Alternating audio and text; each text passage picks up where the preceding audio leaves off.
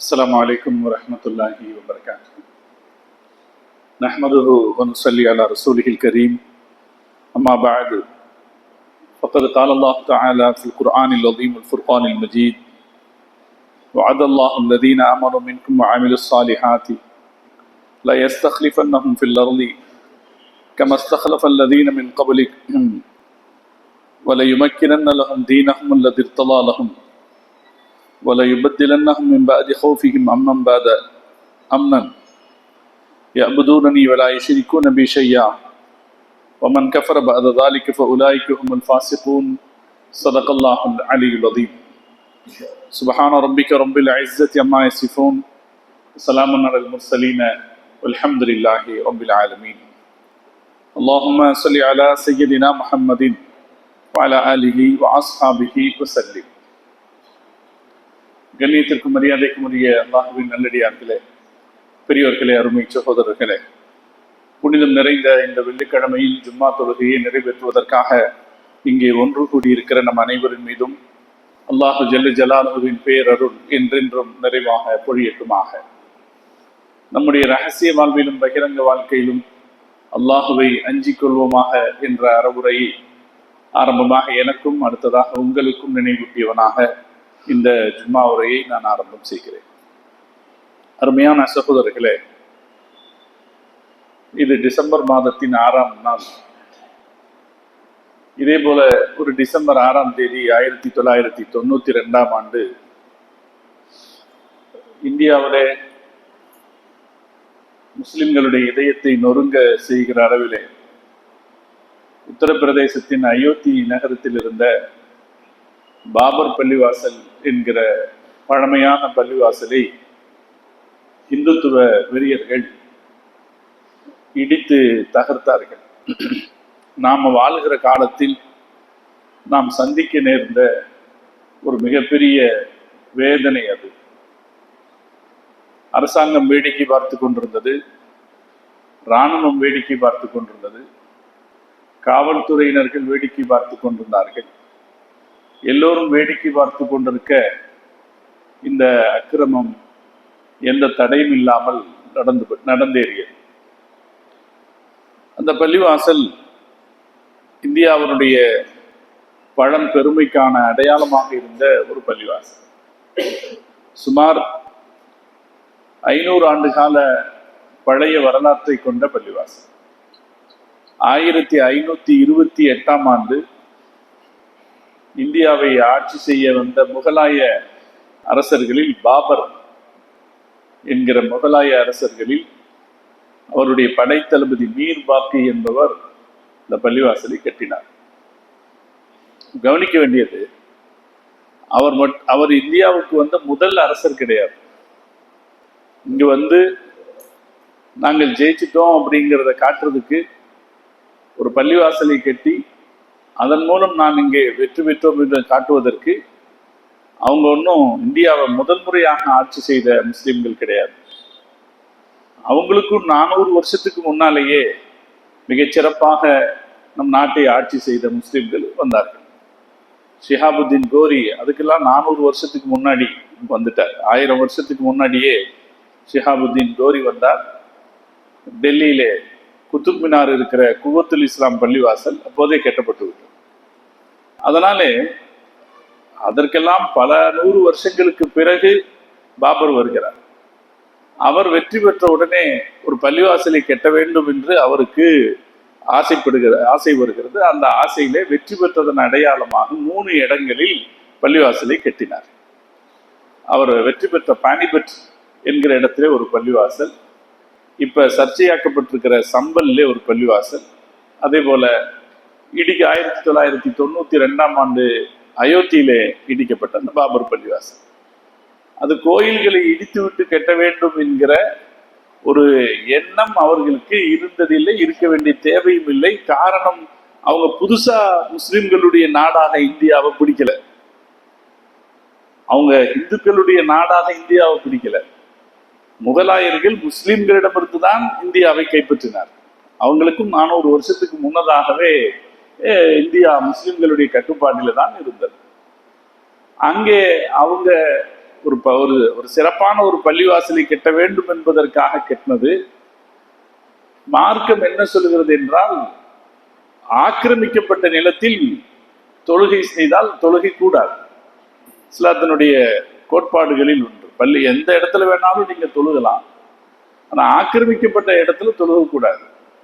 ஒரு பள்ளிவாசலை இடிக்கிறார்கள் என்றால், ஒரு கோயிலை இடிக்கிறார்கள் என்றால் அதை ஆக்கிரமிக்கிறார்கள், அதை பிடுங்குகிறார்கள் அர்த்தம். அப்படி பிடுங்கி பள்ளிவாசல் கட்ட வேண்டும் என்று இஸ்லாம் சொல்லவே கிடையாது.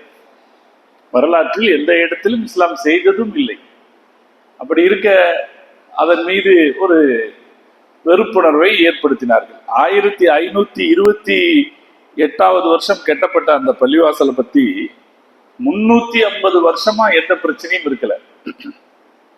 350 வருஷமா எந்த பிரச்சனையும் இருக்கல.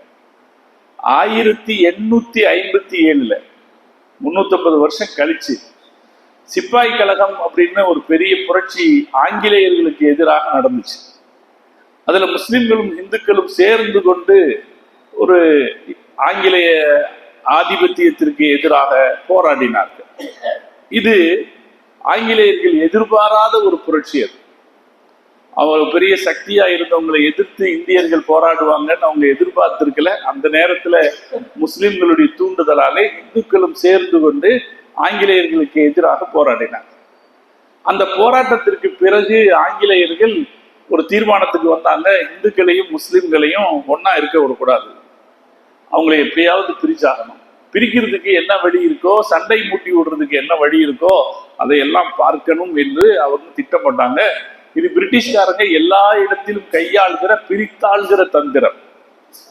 அதன் அடிப்படையிலே நம்முடைய நாட்டிலேயும் பல இடங்களிலும் பிரச்சனைகளை உருவாக்கி விட்டார். அப்படி உருவாக்கப்பட்ட அந்த சந்தர்ப்பத்திலே தான் இந்த பாபர் மஸ்ஜிதுக்கு அந்த பகுதியில இருந்த சில இந்துக்களுக்கு இந்த இடம் பள்ளிவாசல், பெரிய பள்ளிவாசல், கிட்டத்தட்ட 3 ஏக்கர் 2.7 ஏக்கரில் பரவி இருக்கிற பள்ளிவாசல். அங்க அவ்வளவு மக்கள் இருக்கல. ஆரம்பத்தில் மக்கள் இருந்தார்கள், பின்னால் அந்த மக்கள் இருக்கல. இப்ப கொஞ்சம் பேர் தான் அங்க தொழுகைக்கு போய்கிட்டு இருந்தாங்க. ஆனா அவங்கள்ட்ட அந்த பெரிய இடத்துல இந்த பள்ளிவாசல் இருக்கிறது பலருடைய அங்க இருக்கிற உள்ளூர் இந்துக்களுடைய உறுத்திச்சு. இந்த எப்படியாவது இந்த இடத்தை எடுத்துக்கணும்னு அவங்க ஆசைப்பட்டாங்க, நினைச்சாங்க.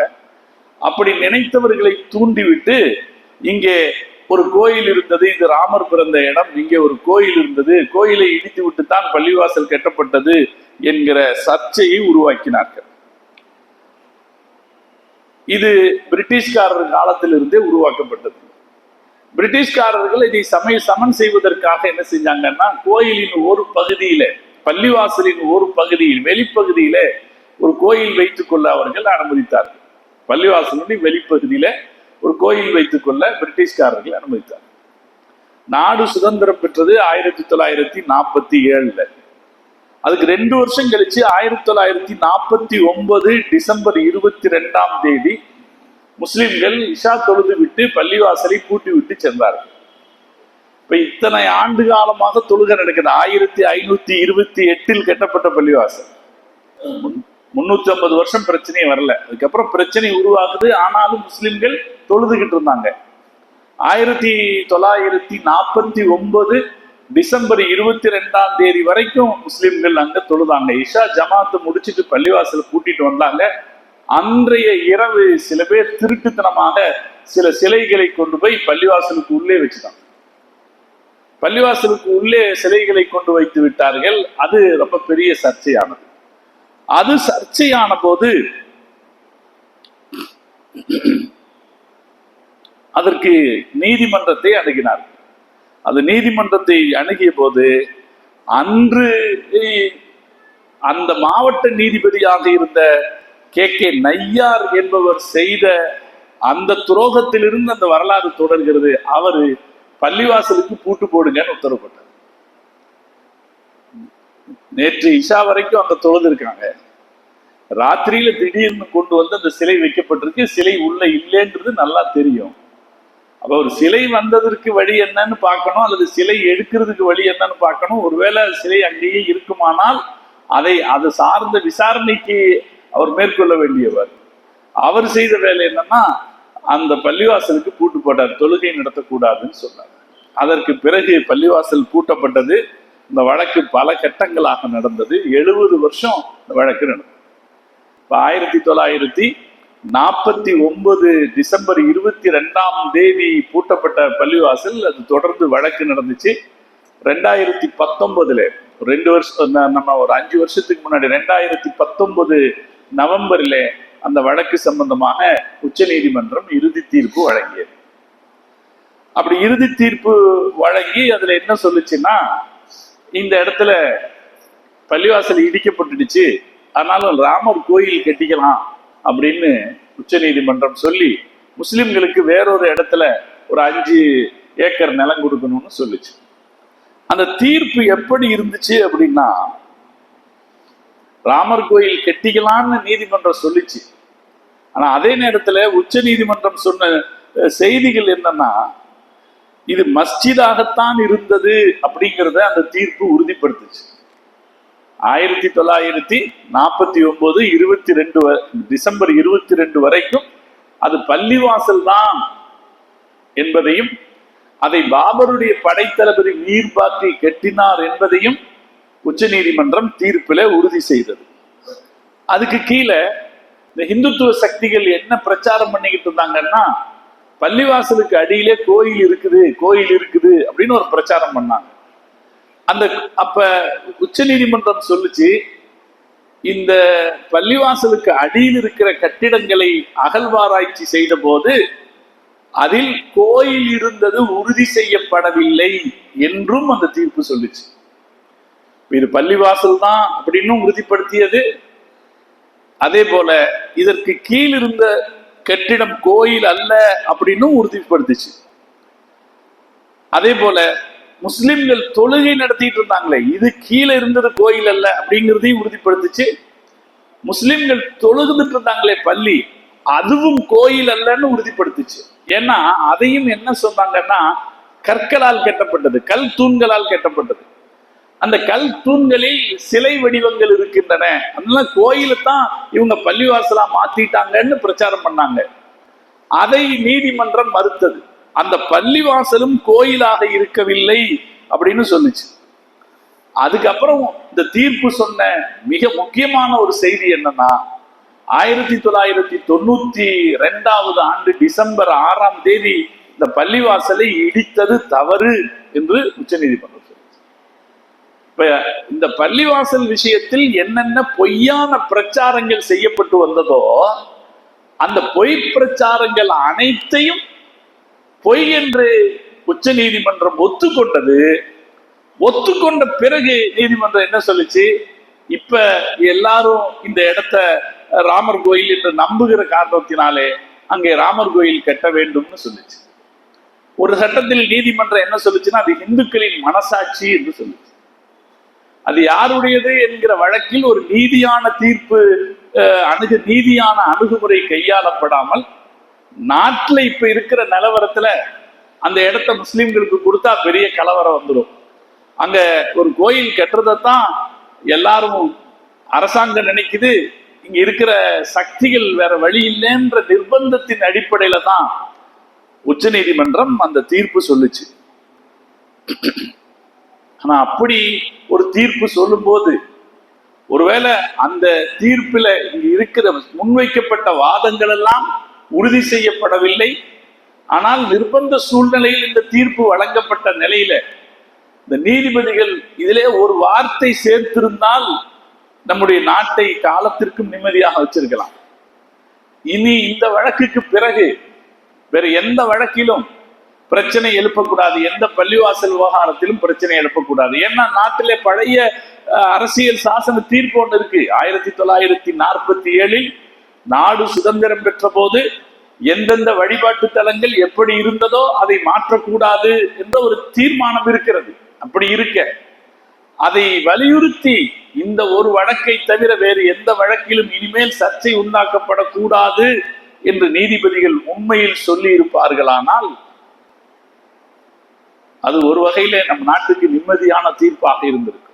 ஆனால் அப்படி சொல்லாமல் குரங்கு அப்பத்தை பங்கு வைத்த கதை என்று சொல்லுவாங்களே, அது போல இந்த பங்கு வைக்கிற வேலையை உச்ச நீதிமன்றத்தில் படித்தவர்கள், சட்டம் படித்தவர்கள், நீதி அரசர்களே செய்துவிட்ட சூழ்நிலையில அவங்க கொடுத்த தீர்ப்பு இன்னைக்கு எப்படி மாறிட்டு வருது அப்படின்னா, பல பள்ளிவாசல்களிலும் உரிமை கொண்டாடுவதற்கு, சொந்தம் கேட்பதற்கு இந்துத்துவ சக்திகளுக்கு தூண்டுதலை தருகிற வகையில இந்த தீர்ப்பு அமைஞ்சிருச்சு.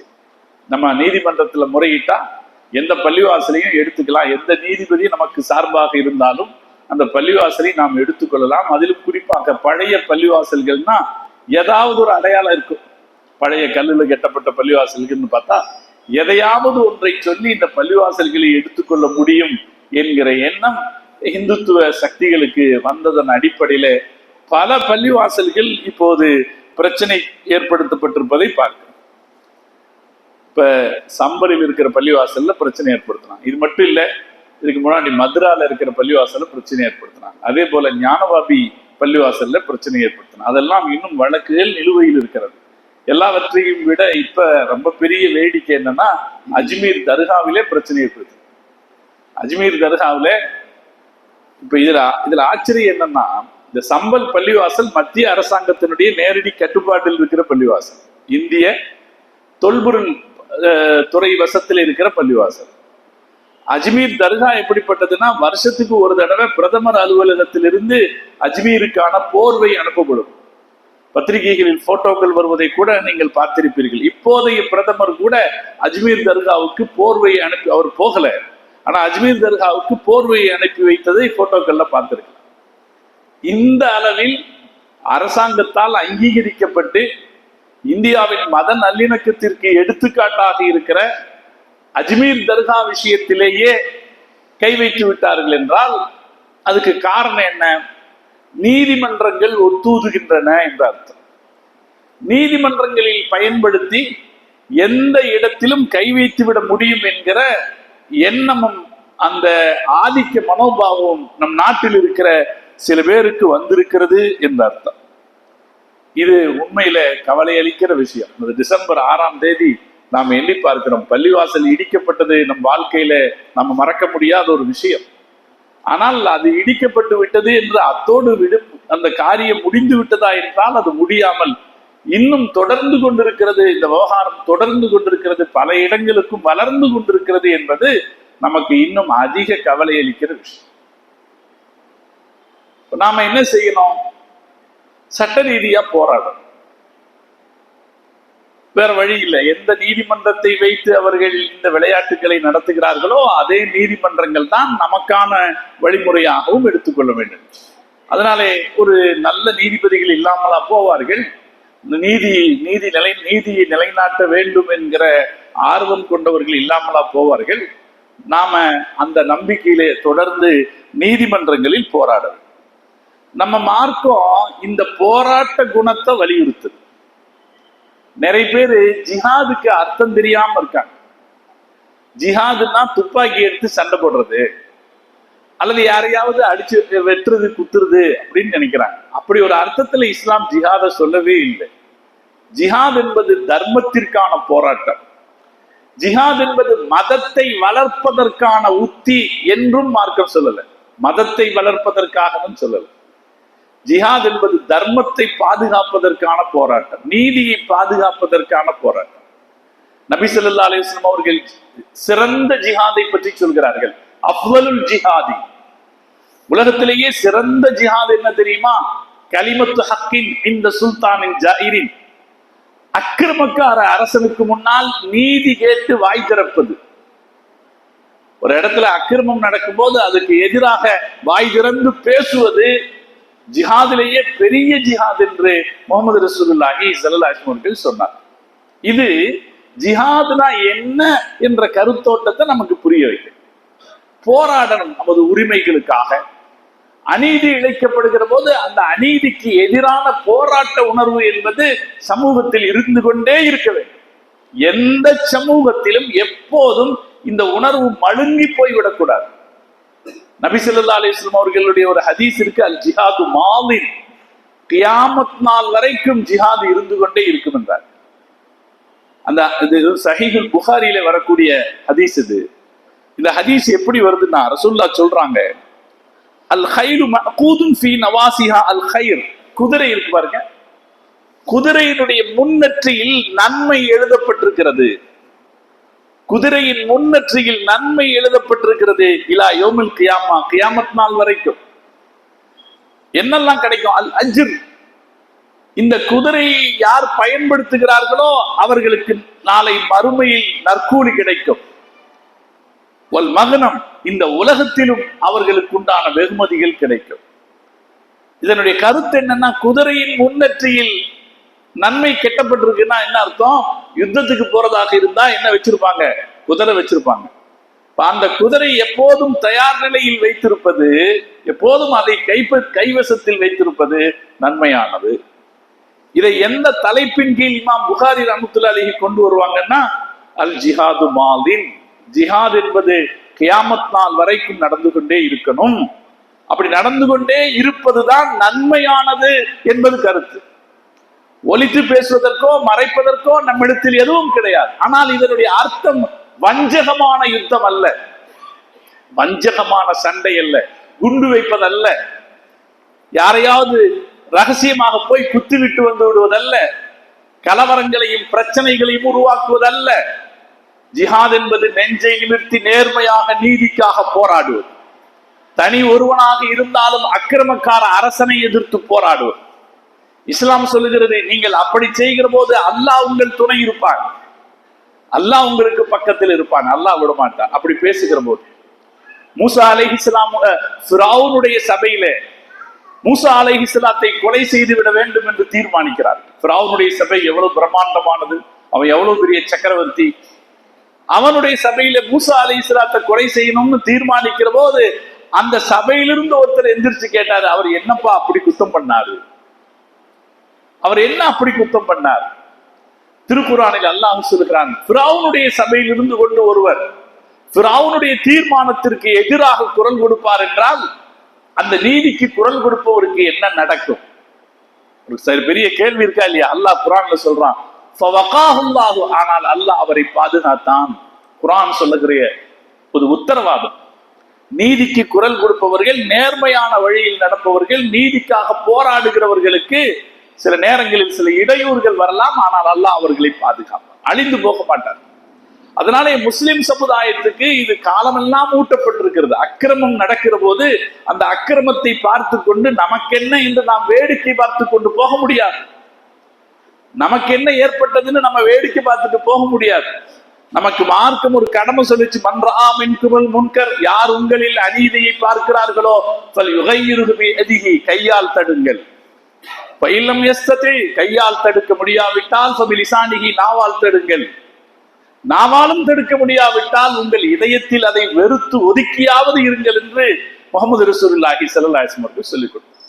எனவே அக்கிரமம் நடக்கிற போது நம்ம மௌனமா போகிற கோழைத்தனம் இருக்கிறதே, அதற்கு இந்த மார்க்கத்தில் இடமில்லை. அதை எதிர்த்து போராட வேண்டும், நீதிக்காக போராட வேண்டும். இப்ப நம்ம அது போராடுகிற வழி என்ன? நம்முடைய நாட்டுல நீதிமன்றங்கள் தான் நமக்கான போராட்ட வழி. எனவே அந்த நீதிமன்றங்களை அணுகி நாம நீதி கேட்டு போராடணும். இப்ப நம்முடைய சம்பல் மஸ்ஜித் விஷயத்துல நம்முடைய முஸ்லிம் தலைவர்கள், முஸ்லிம் அமைப்புகள், கட்சிகள், அது மாதிரி பல இயக்கங்கள் உச்ச நீதிமன்றத்தை நாடி இருக்கிறார்கள். இது மாதிரியாக பள்ளிவாசல்களில் பிரச்சனைகள் ஒன்றும் செய்யப்படுவதை நீதிமன்றங்கள் தடுக்காவிட்டால் பெரிய பிரச்சனை வந்துவிடும் என்று எச்சரித்திருக்கிறார். இன்னைக்கு பாத்தீங்கன்னா முன்னாள் உச்ச நீதிமன்ற நீதிபதி ஒருத்தர் சொல்லியிருக்கார், முன்னாள் உச்ச நீதிமன்றத்தின் நீதிபதியாக இருந்த நரிமன் ஒரு சொல்லியிருக்கிறாரு, அயோத்தி வழக்கில் உச்ச நீதிமன்றம் அளித்த தீர்ப்பு மதச்சார்பின்மையை கேலிக்குள்ளாக்குவதாக இருந்தது. தற்போது மசூதி உள்ள இடத்தில் ஒரு காலத்தில் இந்து கோயில் இருந்ததாக நாடு முழுவதும் வழக்குகள் ஏற்படுவதற்கு அயோத்தி தீர்ப்பே காரணம் என்று ரோஹின்டன் பாலி நாரிமன் என்கிற உச்ச நீதிமன்றத்தினுடைய முன்னாள் நீதிபதி சொல்லியிருக்கார். இன்றைக்கு சில இடங்கள்ல சில பேராவது இப்படி இருப்பாங்களா இல்லையா? இப்படி நீதிக்காக பேசுகிறவர்கள் இருப்பார்கள். எனவே இதை வைத்து முன்வைத்து வழக்குகள் தொடரப்படுகிறது. நாம் எல்லோரும் துஆ செய்வோம், அல்லாஹ் நம் நாட்டிலே யார் நீதிபதிகளாக இருக்கிறார்களோ அல்லாஹ் அவர்களுக்கு நல்ல சிந்தனையை தருவானா. நமக்கு கடமைங்க. மக்களுக்கு சும்மா வாழ்ந்துட்டு போறது, எனக்கு என்ன என் தேவை என்னன்னு பார்த்துட்டு போறது மட்டும் மக்களுடைய பொறுப்பு அல்ல. மக்கள் அவர்களுடைய அதிகாரிகளை குறித்தும் கவலைப்பட வேண்டும். நீங்க பாருங்க, ஜும்மால எல்லாம் துஆ செய்வாங்க. ஜும்மால துஆ செய்வாங்க, யா அல்லாஹ் எங்களை ஆட்சி செய்கிற ஆட்சியாளர்களுக்கு நேர்வழி காட்டுவாயாக, அவர்களுக்கு நல்ல துணைகளை நல்ல ஆலோசகர்களை தருவாயாக அப்படின்னு துஆ செய்யறது உண்டு. அப்ப மக்களுடைய கடமை இருக்கு, நமக்கு கடமை இருக்கு. வெறும் கையேந்தி அல்லாஹ் இடத்துல கேட்கும் போது, யா அல்லாஹ் எனக்கு காசு கொடு, எனக்கு கஷ்டத்தை போக்கு, எனக்கு குழந்தைகளை நல்லவங்களாக்குன்னு மாத்திரம் நம்ம கேட்க கூடாது. இதையும் நம்ம கேட்கணும். யா அல்லாஹ் எங்கள் நாட்டினுடைய நீதியரசர்களாக இருப்பவர்களுக்கு யா அல்லாஹ் நல்ல புத்தியை கொடு, நிர்பந்தத்திற்கு ஆட்படாமல் தீர்ப்பு வழங்குகிறவர்களாக அவர்களை ஆக்கு என்று நம்ம அல்லாஹ் இடத்துல கேட்கணும். அந்த கவலை நம்மிடத்தில் வர வேண்டும். அந்த அடிப்படையிலே நாம துஆ செய்வோம். இப்போது பலரும் நீதிமன்றத்தை அணுகி இருக்கிறார்கள். சம்பல் மஸ்ஜித் விவகாரமாகட்டும், அதே போல டெல்லி அஜ்மீர் தர்கா விவகாரமாகட்டும், ஏற்கனவே வழக்கு ஞான்வாபி வழக்கு நீதிமன்றத்தில் இருக்கிறது, அந்த வழக்காகட்டும், அந்த வழக்குகளில் எல்லாம் நல்ல தீர்ப்பு கிடைக்கும் என்று முஸ்லிம்கள் நீதிமன்றத்தை அணுகி இருக்கிறார்கள். அல்லாஹ் நல்ல தீர்ப்பை வழங்குவதற்கான ஏற்பாட்டை அல்லாஹ் தந்தல் புரிவானா, அதற்கான சூழ்நிலையை அல்லாஹ் தந்தல் புரிவானா. மக்களிடத்திலே விஷ விதைகளை தூவி, மக்களுக்கு இடையிலே வெறுப்பை ஏற்படுத்தி, ஒருவருக்கு ஒருவர் மோதலை உண்டாக்கி, அந்த மோதலில் குளிர்காயலாம் என்று நினைக்கிற அரசியல் சக்திகளை அல்லாஹ் அவனுடைய குதிரத்தால் அல்லாஹ் தடுத்தல் புரிவானா. இன்னைக்கு நம்ம பார்க்கிறோம், மகாராஷ்டிராவிலே தேர்தல் நடக்கிறது. யார் ஜெயிக்கிறார்கள், யார் வரக்கூடாதோ அவர்கள் ஜெயிக்கிறார்கள். மகாராஷ்டிரா மாநிலம் என்பது நம் நாட்டிலே ஒரு முக்கியமான ஒரு மாநிலம். இந்தியாவுடைய அரசியல் தலைநகராக உத்தரப்பிரதேசம் டெல்லி இருந்தாலும் கூட இந்தியாவுடைய பொருளாதார தலைநகராக இருப்பது மகாராஷ்டிரா மாநிலம். அங்கே யார் அதிகாரத்திற்கு வருகிறார்களோ அவர்கள் நாடு முழுக்க செல்வாக்கு செலுத்த முடியும். அப்படி இருக்கிற சூழ்நிலையில அங்கேயும் அதிகாரத்துக்கு வந்துட்டாங்க. அப்படிங்கிற போது இப்ப நடக்கிற காட்சிகளை பார்க்கிற போது அல்லாஹுடைய உதவி இருந்தால் தவிர இவர்களை கட்டுப்படுத்த முடியாமல் போய்விடுமோ என்ற பயம் இருக்கிறது. நாம அல்லாஹ் இடத்துல கேட்போம். அல்லாஹ் நினைத்தால் அவன் எந்த சக்திகளையும் எவ்வளவு நிமிஷத்திலும் மாற்றிவிடக்கூடிய திறன் அல்லாஹ் இடத்துல இருக்கு. அல்லாஹ் இடத்துல நாம் எல்லோரும் துஆ செய்வோம். அல்லாஹ் இந்த சூழ்நிலையை மாற்ற அல்லாஹ் நமக்கு உதவுவானா. மார்க்க நமக்கு உத்தரவாதம் கொடுக்கு, ஒருபோதும் நீங்கள் பின்னடைவை நீண்ட காலம் சந்திக்க மாட்டீர்கள். அல்லாஹ் குர்ஆன்ல சொல்றான், வஅதல்லாஹுல்லதீன ஆமனு மின்கும் வஅமிலுஸ் ஸாலிஹாத், ஈமான் கொண்டு நல்லமல்களை செய்தவர்களை லயஸ்தக்லஃபன்னஹும் ஃபில் அர்து, இந்த பூமியில் நமது பிரதிநிதிகளாக நான் ஆக்குவேன். இது அல்லாஹ்வுடைய தீர்மானம். ஈமான் கொண்டு நல்லமல்கள் செய்தவர்கள் இந்த பூமியில் அல்லாஹ்வுடைய பிரதிநிதிகளாக இருப்பார். யார் அக்கிரமக்காரர்களாக, வன்முறையாளர்களாக, மக்களுக்கு இடையிலே தீய கருத்துக்களை விதைப்பவர்களாக இருக்கிறார்களோ, சில வருடங்கள், ஒரு சில வருடங்கள் அவர்கள் அதிகாரத்தில் இருக்கலாம், ஆனால் அது நிலைக்காது என்பதுதான் வரலாறு. எனவே நாம அல்லாஹ் இடத்துல துஆ செய்வோம். அல்லாஹ் நிச்சயம், நம்பிக்கையோடு துஆ செய்வோம், நிச்சயமாக அல்லாஹ் இந்த சூழ்நிலையை மாற்றுவான். நாம் அல்லாஹ் இடத்திலே அழுது கேட்க வேண்டியது என்ன என்றால், யா அல்லாஹ் அந்த மாற்றத்தை விரைவில் தந்தருள் புரிவாயாக, மேலும் சோதனைகளை தாங்கிக் கொள்ள தேவையில்லாத அளவுக்கு விரைவில் எங்களுக்கு மாற்றத்தை தருவாயாக என்று நம்ம அல்லாஹ் இடத்துல துஆ செய்வோம். அல்லாஹ் தௌஃபீக் செய்வானா. அதுக்கு அடுத்து நாம செய்ய வேண்டிய வேலை, நீதிமன்றத்துல போராடுறதுக்கு அடுத்து நாம செய்ய வேண்டிய வேலை, முஸ்லிம் சமுதாயம் பள்ளிவாசலோடு தன்னை அதிகம் பிணைத்துக் கொள்ள வேண்டும். எப்ப பள்ளிவாசல்களுக்கு ஆபத்து ஏற்படுத்தப்படுவதாக நம்ம கேள்விப்படுறோமோ, நம்ம தீனை சிதைத்து விட வேண்டும் என்ற ஏன் பள்ளிவாசலை குறி வைக்கிறான்? பள்ளிவாசலை குறி வச்சுட்டா இந்த முஸ்லிம்களை இஸ்லாமிய வட்டத்திலிருந்து எடுத்துடலாம்னு நினைக்கிறாங்க. இது பல பேருக்கு வரலாற்றில் இருந்த ஒரு ஆசை. இப்ப நாம என்ன செய்யணும்? இதை முறியடிப்பதற்கான இன்னொரு வழி என்ன? பள்ளிவாசலோடு நம்மை அதிகம் பிணைத்துக் கொள்ள வேண்டும். நிறைய பள்ளிவாசல்கள் கட்டப்பட வேண்டும். பள்ளிவாசல்களுக்கு பக்கத்தில் குடியிருக்க ஆசைப்பட வேண்டும். இப்ப எல்லாம் கூட நம்ம பார்க்கிறோம், முஸ்லிம்கள் கொஞ்சம் காசு வந்துட்ட உடனே இந்த முஸ்லிம் பகுதிகளுக்குள்ள வேண்டாம் அப்படின்னு வெளிய பகுதிகளில் குடியேறுகிறது ஒரு ஃபேஷனாக இருக்கு. நம்ம எல்லாம் ஆசைப்பட்டு நம்முடைய முன்னோர்கள் குடியிருந்தாங்க, பாங்கு சொல்ற சத்தம் கேட்கிற இடத்துல குடியிருக்கணும்னு. ஆனா சமீப காலமாக இந்த அபார்ட்மெண்ட் கல்ச்சர் வளர்ந்த பிறகு நம்முடைய அடுத்த தலைமுறை எங்கே போய் வருகிறது என்று பார்த்தீர்கள் என்றால் இதற்கு அப்பாற்பட்ட சூழ்நிலைகளுக்கு போகிறது. அது மாறணும். ஒரு பள்ளிவாசல் இடிக்கப்பட்டது என்ற கவலை நமக்கு வருவது உண்மையாக இருக்குமானால் நாம் பள்ளிவாசல்களுக்கு பக்கத்தில் வருவதற்கு ஆசைப்பட வேண்டும். பள்ளிவாசல்களுக்கு பக்கத்துல குடியிருக்கணும். அது பரக்கத்து. அல்லாஹ் குர்ஆன்ல சொல்றான், மஸ்ஜிதுல் அக்ஸா பள்ளிவாசலை பற்றி அல்லாஹ் சொல்வான். அல்லாஹ் ரசூல் ஸல்லல்லாஹு அலைஹி வஸல்லம் மக்காவிலிருந்து இலல் மஸ்ஜிதுல் அக்ஸா ஜெருசலத்தில் இருக்கிற பள்ளிவாசலுக்கு அல்லாஹ் அழைச்சிட்டு போனான்னு சொல்லும்போது அல்லாஹ் சொல்வான், பாரக்னா ஹவுலஹு அல்லதி பாரக்னா ஹவுலஹு, அதன் சுற்றுப்புறத்தை நாம் வளமிக்கதாக ஆக்கி இருக்கிறோம். அது மஸ்ஜிதுல் அக்ஸா பள்ளிவாசலை குறித்து சொன்னாலும் கூட திருக்குர்ஆனுடைய அறிஞர்கள் சொல்வார்கள் எல்லா பள்ளிவாசல்களுக்கும் பொருந்தும். எங்கெல்லாம் பள்ளிவாசல் இருக்கிறதோ அதை சுற்றி இருக்கிற பகுதிகள் பரக்கத்தானதாக இருக்கும். சகோதரர்களே, இந்த நம்பிக்கை நமக்கு இருந்தது. நீங்க இப்பவும் பாருங்க, நான் இன்னும் சொல்லுவேன் சகோதரர்களே, நம்ம ஊர்ல பெரிய பெரிய கடை வீதிகளாக எதுவெல்லாமோ இருந்துச்சு. ஆனால் அத்தார் ஜமாத்தை சுற்றி இருக்கிற பெரிய கடை வீதி எப்போதும் செழிப்பாகத்தான் இருக்கும். எப்போதும் செழிப்பாக இருக்கும். காரணம் என்ன? அது பள்ளிவாசலை சுற்றி உருவாகி இருக்கிற கடை வீதி. இது இந்த ஒரு இடத்துல மட்டும் இல்லை, பல ஊர்கள்ல பாருங்க, பள்ளிவாசல் இருந்தால் அதை சுற்றி ஒரு கடை வீதி இருக்கும், அதை சுற்றி ஒரு பரக்கத்தான வியாபாரம் இருக்கும். உலகத்துல எல்லா இடத்திலையும் பண்டைய பண்டைய ஊர்களுக்கு போனீர்கள் என்றால் கடை வீதி எங்கே இருக்கும் என்றால் பள்ளிவாசலை சுற்றித்தான் இருக்கும். இப்ப அல்லாஹ் பள்ளிவாசல்களை பரக்கத்தான பாக்கியமான இடமாக வச்சிருக்கான். நமக்கு முந்தைய இருந்த தலைமுறையில் இந்துக்களுக்கு அந்த நம்பிக்கை இருந்தது. நான் சந்தித்த அனுபவம் இருக்கிறது. இந்து சகோதரர்கள் வந்து பள்ளிவாசல் வந்துருச்சா அப்ப ஊர் நல்லாயிரும் அப்படின்னு சொன்னது இருக்கு. அதனால் பள்ளிவாசல் நமக்கு வேண்டாமா இந்த நம்பிக்கை? பள்ளிவாசல் இருந்துச்சுன்னா அதுக்கு பக்கத்தில் இருக்கிற இடம் பரக்கத்தாக இருக்கும். என்ன மாதிரி பரக்கத்து கிடைக்கும்? திருக்குர்ஆனுடைய அறிஞர்கள் சொல்றாங்க, அந்த பரக்கத்துனா என்ன அர்த்தம்? அல் ஹஸ்முத்தாய், நிரந்தரமான செழிப்பு. நிரந்தரமான கடை வீதிகள் பாருங்க, பல கடை வீதிகள் நிலைக்காது. ஆனால் பள்ளிவாசல் இருக்கிற இடத்துல நிரந்தரமான செழிப்பு இருக்கும் என்று திருக்குர்ஆனுடைய விரிவுரையாளர்கள் சொல்கிறார்கள். நபி இப்ராஹிம் அலைஹிஸ்ஸலாம் அவங்க ஹாஜரா அம்மாவையும் அவங்களுடைய மனைவி ஹாஜரா அம்மாவையும் குழந்தை இஸ்மாயில் அலைஹிஸ்ஸலாத்தையும் அந்த பாலைவனத்துல கொண்டு வந்து விட்டுட்டு போனாங்க. பாலைவனத்துல என்ன அடிப்படையில் விட்டுட்டு போனாங்க? அங்க ஒரு பள்ளிவாசல் இருக்கிறது, அங்க காபா இருந்தது அவர்களுக்கு தெரியும். காபா சிதிலமடைந்து இருந்தது, வெறும் அஸ்திவாரக்கல் மட்டும் அங்க இருந்துச்சு.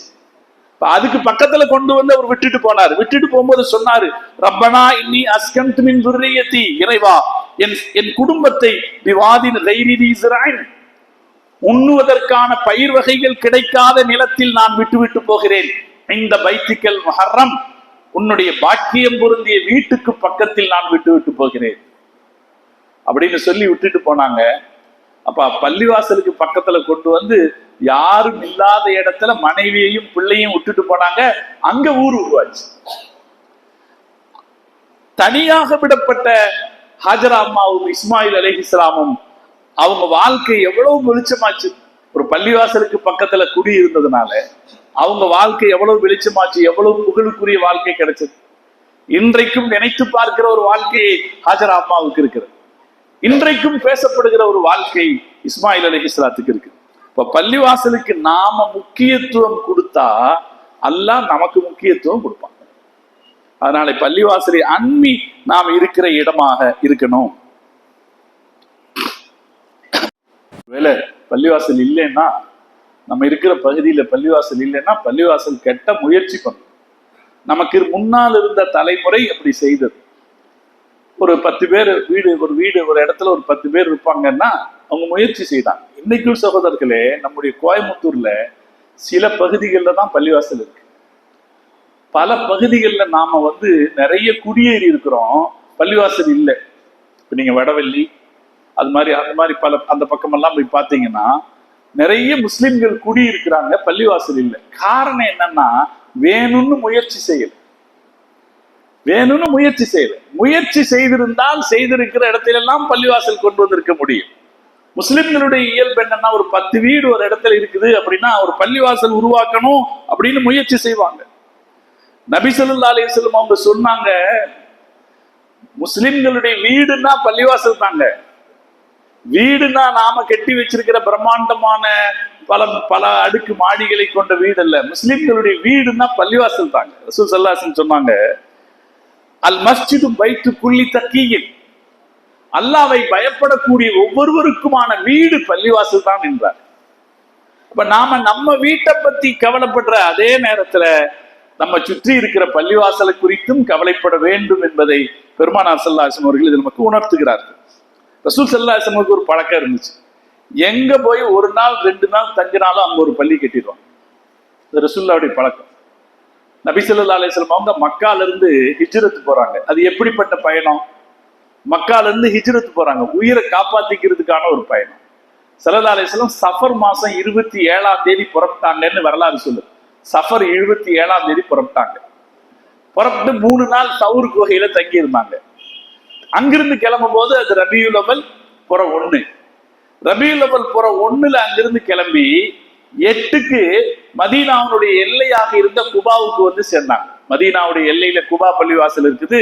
நம்மள போன பலருக்கும் தெரியும். அல்லாஹ் நம்ம எல்லோருக்கும் அவங்க போகிற தௌஃபீக்கை தருவானா. குபாங்கிற இடத்துக்கு வந்து சேர்ந்தாங்க எல்லையில. அப்ப 8க்கு அங்க வந்து சேர்ந்தாங்க. 12ல தான் மதீனாவுக்குள்ள நுழைஞ்சாங்க. அப்ப 8, 9, 10, 11 4 நாள் ஸல்லல்லாஹு அலைஹி வஸல்லம் குபால தங்கி இருந்தாங்கன்னு வரலாறு சொல்லு. அந்த 4 நாள் தங்கி இருந்த இடத்துல பள்ளிவாசல் கட்டினார்கள். அதுதான் குபா பள்ளிவாசல். ஸல்லல்லாஹு அலைஹி வஸல்லம் அவர்கள் கட்டின முதல் பள்ளிவாசல். அது எந்த நேரத்துல கட்டுறாங்க பாருங்க.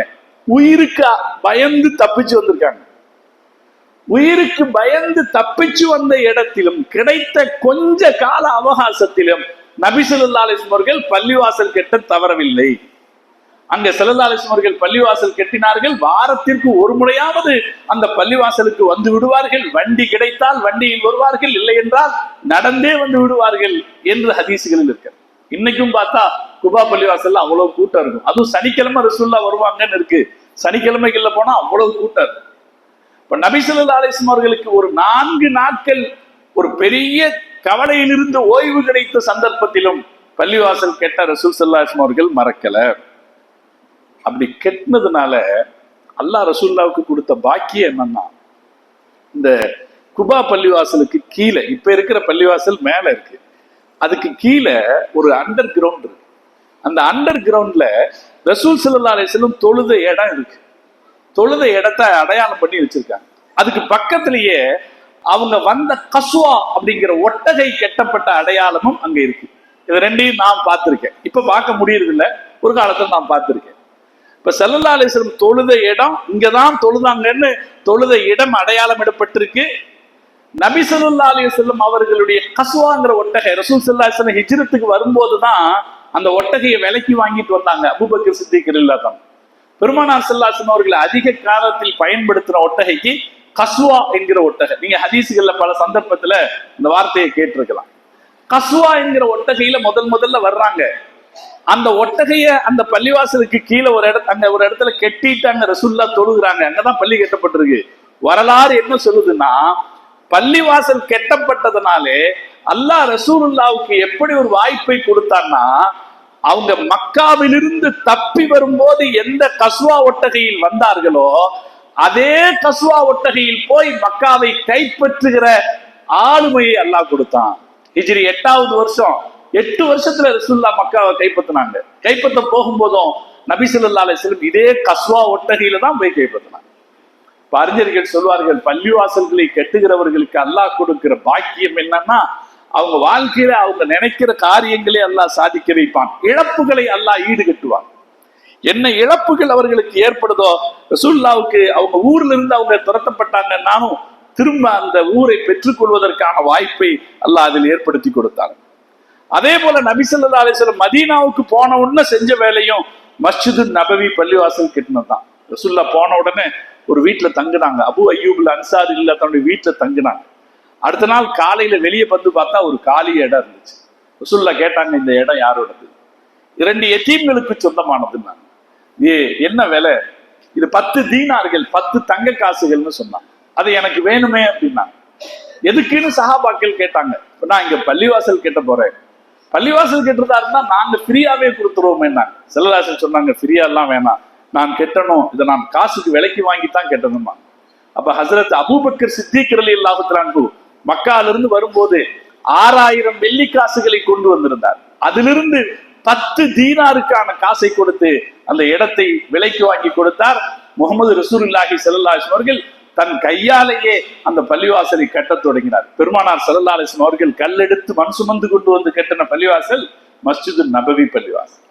அப்படி பள்ளிவாசலை அவர்கள் கட்டிய போது அல்லாஹ் என்ன செய்தார்னா, பெருமானார் ஸல்லல்லாஹு அலைஹி வஸல்லம் அவங்க பரக்கத்து மிக்கதாக ஆக்கினான். அந்த வாழ்க்கை மொத்தத்தையும் அல்லாஹ் பரக்கத்து மிக்கதாக. அவங்க செஞ்ச முதல் வேலை பள்ளிவாசல் கெட்டினதால என்னாச்சு, வேற எதை பத்தியும் ரசூலுல்லாஹ் கவலைப்படல. முதல்ல பள்ளிவாசல் கெட்டுவோம்னு செஞ்சாங்க. அல்லாஹ் அவங்களுடைய வாழ்க்கையில் இருக்கிற மற்ற எல்லா காரியத்தையும் பரக்கத்து மிக்கதாக ஆக்கினான்.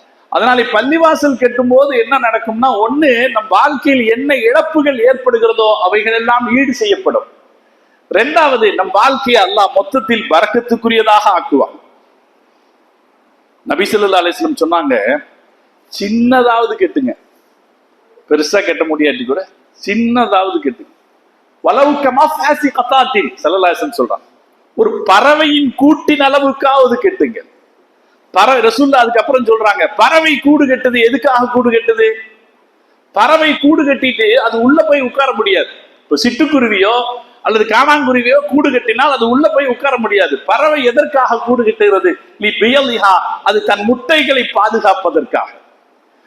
பறவை தன் முட்டைகளை பாதுகாப்பதற்காக கட்டுகிற கூட்டின் அளவுக்காவது நீங்கள் ஒரு பள்ளிவாசலை கட்டுங்கள் என்று ஸல்லல்லாஹு சொல்லிட்டு சொன்னாங்க. அப்படி கட்டுவீர்கள் என்றால் அல்லாஹ் உங்களுக்கு சொர்க்கத்தில் ஒரு பள்ளிவாசல் மாளிகையை தருவான் என்று ரசூல் ஸல்லல்லாஹு அலைஹி அவர்கள் சொன்னார். அதே போல நபி ஸல்லல்லாஹு அலைஹி வஸல்லம் அவங்க அடுத்து சொன்னாங்க, நீங்க பள்ளிவாசலுக்கு பக்கத்துல குடியிருந்தீங்கன்னா அல்லாஹ்வுடைய பக்கத்து வீட்டுக்காரர் ஆயிடுவீங்க. அல்லாஹ்வுடைய பக்கத்து வீட்டுக்காரர் ஸல்லல்லாஹு அலைஹி சொன்னாங்க. அனஸ் ரலியல்லாஹு அன்ஹு ஒரு ஹதீஸ் இருக்கு.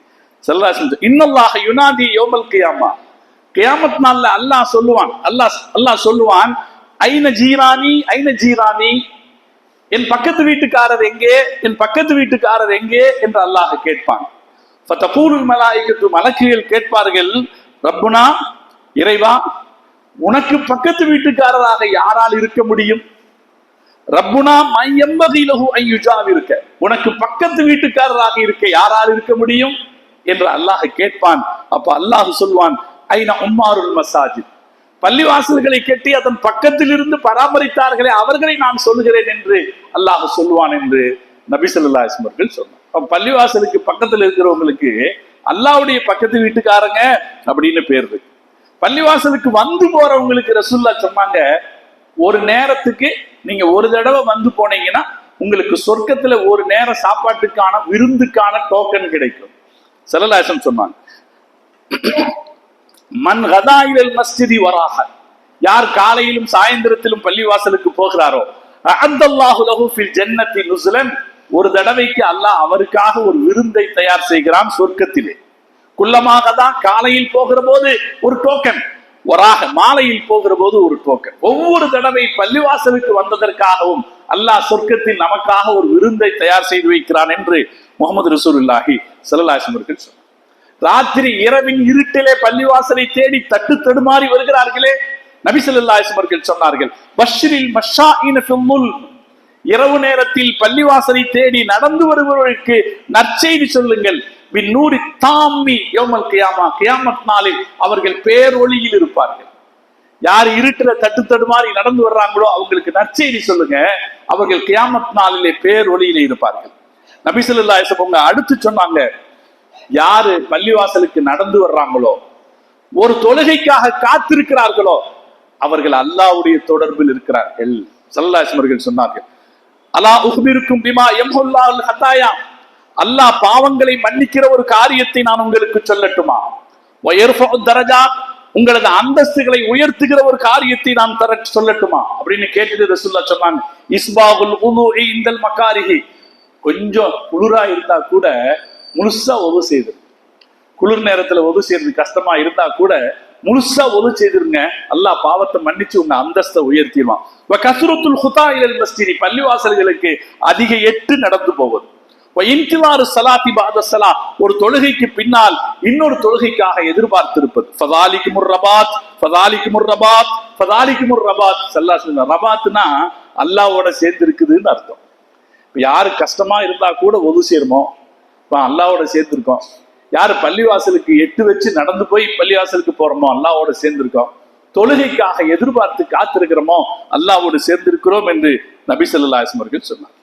அப்ப நம்ம வாழ்கிற இடத்திலெல்லாம் பள்ளிவாசலை சுற்றி வாழ வேண்டும். அந்த பள்ளிவாசலுடனான தொடர்பை நாம் அதிகப்படுத்திக் கொள்ள வேண்டும். இது நமக்கு மார்க்கம் உற்சாகப்படுத்தி சொல்லியிருக்கு. அதே நேரத்துல மார்க்கம் இன்னொன்னும் சொல்லியிருக்கு. சில பேர் குழப்பத்திற்கு பள்ளிவாசலை உண்டு பண்ணுவார்கள். இந்த தகவலும் குர்ஆன்ல இருக்கு. ரசூல் ஸல்லல்லாஹு அலைஹி வஸல்லம் காலத்திலேயே மதீனாவுக்கு பக்கத்திலே இந்த குபா பள்ளிவாசல் இருக்கா இல்லையா, குபா பள்ளிவாசலுக்கு ரசூலுல்லாஹ் ஒரு மரியாதை கொடுத்தாங்க. மரியாதையை கொடுத்த உடனே அங்க பக்கத்துல இருந்த இன்னொரு குடும்பம், அவங்களுக்கு பள்ளி கட்டணும்ன்ற யோசனை இல்லை, அவங்க குடும்ப பெருமை, அவங்க சார்ந்த ஒரு ஆளுக்கு முக்கியத்துவம் கொடுக்கணும்னு நோக்கம், அதுக்காக ஒரு பள்ளி கட்டினாங்க. பள்ளியை கட்டி ரசூல் ஸல்லல்லாஹு அலைஹி வஸல்லம் கூப்பிட்டாங்க. அந்த பள்ளிக்கு போறீங்களா இல்லையா, அது மாதிரி எங்க பள்ளிக்கும் வாங்க அப்படின்னு கூப்பிட்டாங்க. ரசூலுல்லாஹ் தபூக் யுத்தத்துக்கு போற அவசரத்துல இருந்தாங்க. இப்ப ரசூலுல்லாஹ் சொன்னாங்க, நான் யுத்தத்துக்கு போய்கிட்டு இருக்கேன், நான் போயிட்டு வந்து இன்ஷா அல்லாஹ் வர்றேன்னு சொன்னாங்க. அப்படி அவங்க திரும்பி வரும்போது வந்து கூப்பிட்டாங்க. யுத்தம் முடிஞ்சிருச்சே வாங்க என்று கூப்பிட்ட போது அல்லாஹ் தஆலா திருக்குர்ஆனில் ஒரு வசனத்தை இறக்கினார். நாம் கவனிக்க வேண்டிய வசனம். வல்லதீன அத்தஹது மஸ்ஜிதன் நிராரன், முஸ்லிம்களுக்கிடையே பிளவை ஏற்படுத்துவதற்காக பள்ளிவாசலை கட்டி இருக்கிறார்கள்.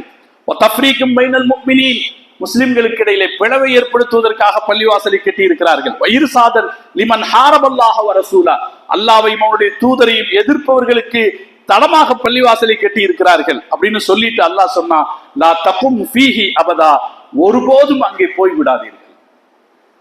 சகோதரர்களை நாம் கவனத்தில் வைக்க வேண்டும். பள்ளிவாசல்கள் தொழுகைக்காக கட்டப்பட வேண்டும். பள்ளிவாசல்கள் தொழுகையை தவிர்த்து இயக்க நோக்கங்களுக்காக, அமைப்பு நோக்கங்களுக்காக கட்டப்படுகிற போது அது பள்ளிவாசலின் அந்தஸ்தை இழக்கிறது. அல்லாஹ் நமக்கு சொல்லுகிற வழிகாட்டுதல், லா தகும் ஃபீஹி, அங்க போகாதீங்க. எல்லாம் பள்ளிவாசல்கள் கிடையாது. மினாராக்கள் வைத்திருந்தால், பாங்கு சொல்லப்பட்டால் எல்லாம் பள்ளிவாசல்கள் என்று நாம் தப்பாக நினைச்சுக்க கூடாது. அல்லாஹ் குர்ஆன்ல சொல்ற வழிகாட்டுதல், அங்க எல்லாம் போகாதீங்க. தொழுகைக்காக கட்டப்பட்ட பள்ளிவாசல் இருக்குமே, அங்க போங்க. இயக்கத்திற்காக அல்லது தங்கள் அமைப்பின் அடையாளத்திற்காக கட்டப்பட்ட பள்ளிவாசல், முஸ்லிம்களுக்கு இடையிலே பிளவை உண்டு பண்ணுவதற்காக பள்ளிவாசல் என்ற பெயர்ல கட்டப்பட்டிருந்தா அங்க போகாதீங்க. அல்லாஹ் குர்ஆன்ல எச்சரிக்கிறான். ரசூல் ஸல்லல்லாஹு அலைஹி வஸல்லம் அவர்கள் சஹாபாக்களை கூப்பிட்டாங்க. கூப்பிட்டு சொன்னாங்க, போய் அதை அடிச்சு உடைச்சிருங்க. அதுல எது மிஞ்சி இருக்குதோ அதை எரிச்சிருங்க. அது எது மிஞ்சி இருக்கோ அதை எரிச்சிருங்க. அப்புறமும் அதை நாம திரும்பி கூட பார்க்க கூடாது. அதை குப்பை மேடாக மாற்றி விடுங்கள் என்று நபி ஸல்லல்லாஹு அலைஹி வஸல்லம் சொன்னார். அதனால நாம பள்ளிவாசல்களோட சேர்ந்து இருக்கணும். எது தொழுகைக்காக கட்டப்பட்டதோ அந்த பள்ளிவாசல்களோட சேர்ந்து இருக்கணும். எது பெருமைக்காக, இயக்க அடையாளங்களுக்காக அல்லது வேறு முஸ்லிம்களுக்கு இடையில பிளவுகளை ஏற்படுத்துவதற்காக கட்டப்பட்டிருக்கோ அதன் பக்கமும் திரும்பியும் பார்க்க கூடாது. நமக்கு இருக்கிற பள்ளிவாசல்களுக்கு நம்ம போகணும், அதனுடைய மரியாதையை பேணணும். ரசூலுல்லாஹ் சொன்னாங்க, வெங்காயம் சாப்பிட்டுட்டு பள்ளிவாசலுக்கு வராதீங்க, வெள்ளைப்பூண்டு சாப்பிட்டுட்டு பள்ளிவாசலுக்கு வராதீங்க. ஸல்லல்லாஹு அலைஹி வஸல்லம் சொன்னாங்க, மன் அக்கலல் பஸல் வஸூம், யார் வெங்காயம் சாப்பிட்டு விட்டு, யார் வெள்ளைப்பூண்டு சாப்பிட்டு விட்டு, அதுபோல யார் தீய வாசனை தருகிற விஷயங்களை சாப்பிட்டாரோ, ஃபலா யக்ரபன்ன மஸ்ஜிதனா, நம் பள்ளிவாசலுக்கு பக்கத்திலே கூட வராதே. ஃபைன்னல் மலாயிகத ததஅத்தா மிம்ம யதஅத்தா மின்ஹு பனு ஆதம், அந்த வாடை, எந்த வாடை மனிதர்களுக்கு தீமையாக இருக்குமோ அது மலக்குகளுக்கும் தீமையாக. அதனால நம்ம உடம்புல வாசம் வந்தா வரக்கூடாது. ஒரு தடவை ஒரு மீன் வியாபாரி அப்படியே மீன் வியாபாரத்துக்கு வந்தவர் டக்குன்னு பள்ளிவாசல் ஏறி வந்துட்டார். எப்போ ஒரு தடவை வந்தாரு, 2 தடவை வந்தாரு. அதுக்கு அடுத்து பக்கத்துல நின்று தொழுகிறவங்க கம்ப்ளைண்ட் பண்ண ஆரம்பிச்சாங்க, இவர் இப்படி வர்றாரு, கஷ்டமா இருக்கு. அவர் சண்டைக்கு வர்றாரு, நான் பள்ளிவாசலுக்கு வந்து தொழுதா என்னை எப்படி தடுக்க முடியும்? அப்ப அவர்கிட்ட நான் சொன்ன ஒரு ஹதீஸ் இப்படி இருக்கு. அப்ப நம்ம பள்ளிக்கு வரும்போது பள்ளிக்குள்ள அதவோட வரணும். உரிமை பேசுகிற அந்த கோபம் தானே நம்மகிட்ட எல்லா இடத்துலயும் இருக்கிறது சகோதரர். பள்ளிவாசல் என்பது இது யாருடைய உரிமை? இது அல்லாஹ்வுடைய உரிமை. இதில் என்ன அந்த உரிமையை பேசுகிற கோபம் நம்ம எல்லா இடத்துலயும் நம்மளை வந்து தப்பான யோசனைக்கும் தப்பான பேச்சுக்களுக்கும் போக வைக்குது. நான் மீன் வியாபாரம் செய்யக்கூடாதா? மீன் வியாபாரம் செய்யலாம், பரக்கத்து தான். மீன் வியாபாரம் செய்யலாம், பரக்கத்து தான். சொர்க்கத்தில் கிடைக்கிற முதல் உணவு மீன் உணவாகத்தான் இருக்கும் என்று நமக்கு ஹதீசுகள் வந்திருக்கு. அதனால மீன் வியாபாரம் செய்யறது தப்புன்னு சொல்லலைங்க. ஆனா உடம்புல நாற்றம் இருக்கிற நிலையில பள்ளிவாசலுக்கு வரக்கூடாது. ரசூல் ஸல்லல்லாஹு அலைஹி வஸல்லம் வெங்காயம் சாப்பிட்டுட்டே பள்ளிவாசலுக்கு வராதேன்னாங்க. அப்புறம் நம்ம எப்படிங்க இப்படி செய்யலாம் என்று விளக்கிய பிறகு அவர் கொஞ்சம் மாறினார். அதே போல நபி ஸல்லல்லாஹு அலைஹி வஸல்லம் அவங்க சொன்னாங்க, நீங்க பள்ளிவாசலுக்கு போகும்போது சீக்கிரம் போயிடுங்க. ஒருத்தர் கழுத்தை தாண்டி தாண்டி போகாதீங்க. ஒருத்தர் கழுத்தை தாண்டி தாண்டி போகாதீங்க. அப்படி போகாமல் நீங்கள் பள்ளிவாசலின் மரியாதையை புரிந்து கொண்டு நடந்தால் உங்களில் ஒவ்வொரு எட்டுக்கும் அல்லாஹு தஆலா அந்த நாளில் நீங்கள் நோன்பு வைத்த நன்மையை தருவார். ஸல்லல்லாஹு அலைஹி வஸல்லம்.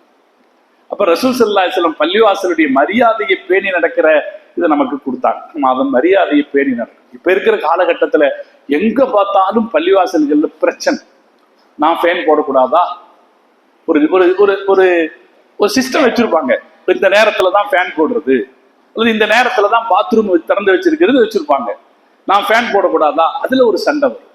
அதே போல தேவையில்லாத காரணம் தொப்பி போட்டுட்டு தான் தொழுகணுமா? இந்த பகுதிகளில் சகோதரர்களே, தொப்பி என்பது மார்க்கத்தின் அடையாளம், தொப்பி என்பது தீனின் அடையாளம். இல்லைன்னு சொல்லுங்க பார்க்கலாம்.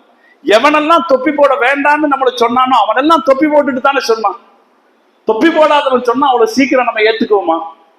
எவனெல்லாம் இந்த தீன்ல குழப்பம் போட்டான் அவன் எல்லாம் தொப்பி போட்டுட்டு தானே சொன்னான். இப்ப தொப்பி என்பது இது தீனுடைய அடையாளம். இது ஒரு அந்தஸ்து. ஒரு சகோதர மக்கள், ஒரு சமூக மக்கள் இதை அந்தஸ்தாக பார்க்கிற போது, அப்படி இல்லாமல் தொழுவதை ஒரு ஒழுக்க கேடாக பார்க்கிற போது அதை ஏற்றுக்கொள்ள வேண்டியது இருக்கிறதா இல்லையா? நமக்கு தேவையில்லாம ஏன் நம்ம என்ன செய்யணும்? ஒரு சர்ச்சை ஏற்படுத்தணும். அது அப்படி சொல்லி சர்ச்சை ஏற்படுத்துது. அதே போல இமாம், சில பேர் இமாமை பிடிச்சிடும். இமாம் என்னங்க இப்படி ட்ரெஸ் போட்டு வர்றாரு, இமாம் ஜட்டி தெரிகிற மாதிரி தொழு வைக்கிறாரு என்றெல்லாம் கூட சர்ச்சைகள் இருக்கு. அதே போல முஅத்தினாருக்கு சண்டை போடுறது. அதே போல பள்ளிவாசல எனக்கு உரிமை இல்லையா? இது அல்லாஹ்வுடைய வீடாச்சு தானே, அல்லாஹ்வுடைய வீட்டுல நீ என்ன அதிகாரம் பண்ற? யாராவது ஒருத்தர் பள்ளிவாசல அதிகாரம் பண்ணித்தான் ஆகணும். நம்ம மார்க்க இப்படி ஒரு தரிதட்ட போக்குக்கு அனுமதிக்கலையே. யாருக்கும் கட்டுப்பட முடியாதுன்னு சொல்ற சகோதரர்களே, அல்லாஹுவின் ஆட்சிக்குத்தான் கட்டுப்படுவோம் என்கிற வார்த்தையே போலியான வார்த்தை. அல்லாஹ்வின் ஆட்சிக்கு கட்டுப்படுவோம்னு சொன்னா அல்லாஹ் நேரடியாக வந்து ஆட்சி செய்ய முடியாது. அல்லாஹ் அதிகாரிகள் மூலம் தான் ஆட்சி செய்ய முடியும். அதனால ஒரு பள்ளிவாசல் அல்லாஹ்வுடைய பள்ளிவாசல் என்றாலும் அதை நிர்வகிப்பதற்கான ஆட்கள் இருப்பார்கள். அவர்களுக்கு கட்டுப்பட்டு தான் இதெல்லாம் சாதாரண அடிப்படையான ஒழுங்குகள் அல்லவா? ஆனால் இந்த ஒழுங்குகளை கடைபிடிக்காத காரணத்தால் நம்ம தமிழ்நாட்டிலேயே, நம்ம ஊர்லயே எத்தனை பள்ளிவாசல்கள்ல சர்ச்சை நடக்குது. சில பேர் கேட்டான், அவன் ஒரு பள்ளிவாசலை தான் இடிச்சான், நாம டெய்லி எத்தனை பள்ளிவாசல் இடிச்சிட்டு இருக்கோம். அவன் ஒரு பள்ளி தான் இடிச்சான் 1992. நம்ம எத்தனை பள்ளிவாசல்கள்ல சர்ச்சைகளை உருவாக்கி கொண்டிருக்கோம். இது அல்லாஹ்வுடைய வீடு. யாரும் அவர்கள், அல்லாஹ் நம்மை பாதுகாப்பானாக. நமது தற்பெருமையின் காரணமாக எந்த பள்ளிவாசலிலும் நாம ஒரு சர்ச்சையை உண்டு பண்ணிவிடக் கூடாது. அல்லாஹ் பாதுகாப்பான. அல்லாஹ் நம் வாழ்க்கையை செழிப்பாக்கிடுவான். இளைஞர்களுக்கு நான் சொல்லுவேன், பெரியவர்களுக்கு சொல்லுவேன், ஒரு முடிவு எடுத்துக்க சகோதரர். நம் வாழ்க்கையினுடைய அடையாளங்கள்ல ஒண்ணு பள்ளிவாசலுக்கு இது மதிப்பா போக வேண்டிய இடம். நல்ல புத்தாடை அணிஞ்சு வரணும். தமீமுத்தாரி ரலியல்லாஹு தஆலா அவர்கள் 12,000 தங்க நாணயங்கள் கொடுத்து ஒரு சட்டம் வாங்கி போட்டாங்களாம். 12,000 தங்க நாணயம் கொடுத்து. எதுக்கு? அல்லாஹ் குர்ஆன்ல சொல்றா, புது ஜீனத்தக்கம் இந்த குல்லி மஸ்ஜிதின், பள்ளிக்கு போகும்போது அலங்காரமா போங்க. அலங்காரமா வருவோம். நைட் ட்ரெஸ்ஸோடய எப்படி நம்ம பள்ளிக்கு வர வேண்டாம், அலங்காரமா வருவோம். அத்தர் பூசிக்கிட்டு வருவோம். மனமாக இருப்போம், சந்தோஷமாக இருப்போம், சிரித்து கொண்டு வருவோம், திக்ர் செய்து கொண்டு போவோம். இது அல்லாஹ்வை பணிந்து நிற்க வேண்டிய இடம் என்கிற உணர்வோடு நாம் இருப்போம். எல்லா பள்ளிவாசல்கள் விஷயத்திலே நான் என்கிற அகந்தையும், என்னை மதிக்கவில்லையா என்கிற கேள்வியும், எங்க குடும்பத்துக்கு என்ன என்கிற சர்ச்சையும் யாருக்கும் தகாது சகோதரர்களே. அல்லாஹ்வுடைய பள்ளிவாசலில் நாம் அல்லாஹ்வோடு எதிர்த்து போராடுகிறோம் என்று அர்த்தம். எனவே இதை உரிமைக்கான விஷயமாக பார்க்காமல் வணக்கத்திற்கான, வழிபாட்டுக்கான இடமாக பார்க்கிற எண்ணம் நமக்கு வர வேண்டும். பல இடங்கள்லையும் தமிழ்நாட்டில் அற்பமான காரணங்களுக்காக பள்ளிவாசல்களுக்குள்ளே நடைபெறுகிற சண்டைகளை பார்த்தால் ரொம்ப வேதனையாகும். அதனாலே நாம இந்த பள்ளிவாசல் இடிக்கப்பட்ட இந்த சூழ்நிலையில, பல பள்ளிவாசல்களுக்கான கேள்விகள் எழுப்பப்படுகிற இந்த சூழ்நிலையிலே, நம்மிடத்தில் இருக்கிற ஒவ்வொரு பள்ளிவாசலையும் பாதுகாப்பதற்கும், நிறைய பள்ளிவாசல்களை உருவாக்குவதற்கும் நாம் முயற்சி செய்ய வேண்டும். அல்லாஹ் தௌஃபீக் செய்தல் புரிவானாக. சமூகத்திலே அல்லாஹ் சிறந்த மாற்றங்கள் ஏற்பட அல்லாஹ் தௌஃபீக் செய்வானாக. எல்லாம் தொடர்ந்து கேள்விக்குள்ளாக்கப்படுகிற சூழ்நிலையிலே அல்லாஹ் தன்னுடைய குதிரத்தால் நம்முடைய நாட்டிலே சிறந்த மாற்றத்தை ஏற்படுத்தி அவனுடைய பள்ளிவாசல்களை அல்லாஹ் தன் சக்தியால் பாதுகாத்தல் புரிவானாக. அதற்காக போராடுகிற தௌஃபீக்கை அல்லாஹ் நம் அனைவருக்கும் தந்தல் புரிவானாக என்று துஆ செய்து என் வார்த்தைகளை நிறைவு செய்கிறேன். வாஹிர் தஅவானா அனில் ஹம்துலில்லாஹி ரப்பில் ஆலமீன். அஸ்ஸலாமு அலைக்கும் வரஹ்மத்துல்லாஹி வபரகாத்துஹு.